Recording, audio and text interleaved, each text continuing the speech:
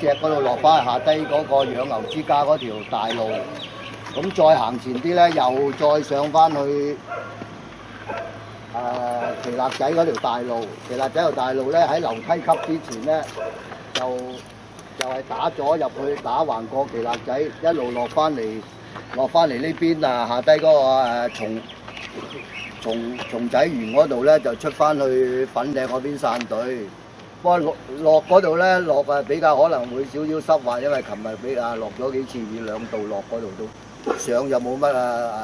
今日條線好短㗎，大家慢慢行啦，少天氣熱啦，慢慢行啦，冇乜嘢啦。